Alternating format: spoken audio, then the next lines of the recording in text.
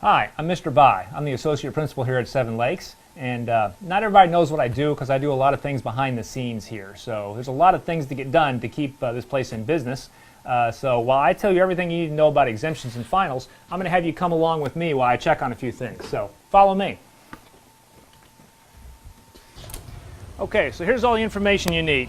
Your exams start on Thursday, May 26th with your 7th period exam. Then you get a 4-day weekend, so I know y'all are going to study during that time. On Tuesday, May 31st, we take the 1st and 6th period exams, and on Wednesday, June 1st, we take 2nd and 3rd, and finally on Thursday, June 2nd, we take the 4th and 5th period exams. You can see the full schedule on the website. Oh, you also need to know that the only early dismissal day is Thursday, June 2nd, and the buses will run at 11:35 that day. Come on. Okay. Oh, hang on. I got to feed the Spartan crazy here. He gets really cranky if we don't feed him.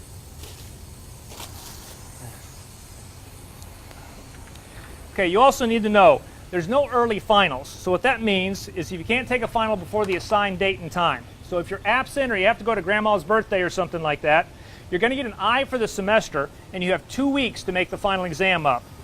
The deadline is June 16th. So if you have any questions, talk to your assistant principal. Okay. For your exemptions, 9th graders are going to get 1 exemption. Oh, here's a 9th grader right here. You look lost. 10th graders get 2 exemptions. Come on, let's go this way. 11th graders get their 3 exemptions, and seniors, well, it's the spring, so you finally get all your exemptions. Keep going, on back that way. Keep going. Okay, right in there, lost and found. Hopefully Musavi will come and find these guys later.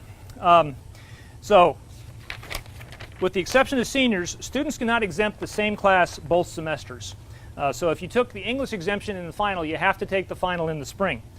Students must also attend all their classes during finals. This includes study hall, athletics, fine arts, any of those things. You got to be there, otherwise that absence can count against you and affect your exemptions. All right. Your exemption requirements. With an A, you can have 3 or fewer absences. With a B, you can have 2 or fewer absences. And with a C, only 1 or 0 absences to keep that exemption. Remember, 3 tardies are going to count for an absence, and that adds up from the semester. So that all started in January, so make sure you watch your tardies and absences too. Oh, hang on. All right, as you can see here, we're working on PowerPoint for MOS testing.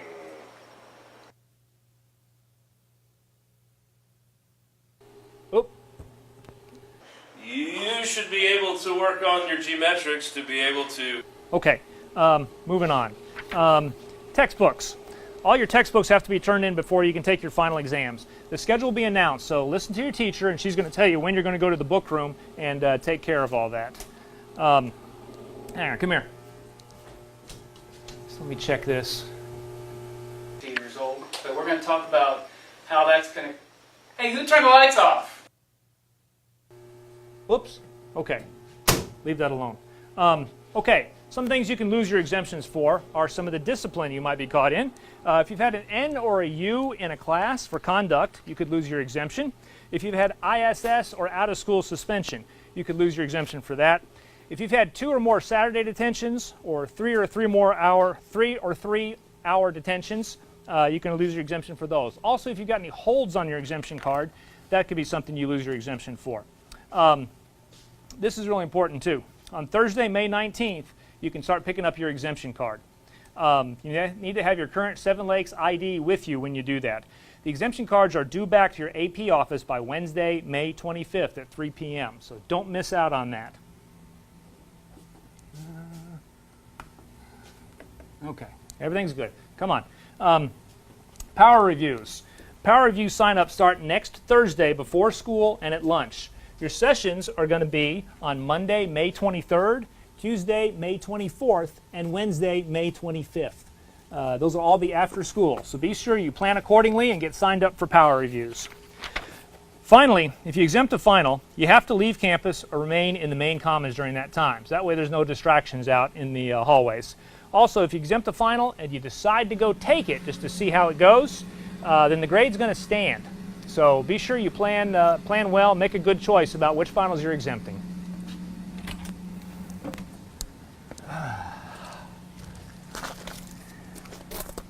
Well, it's my break time, so I'm going to take a break and you study for finals. Thanks.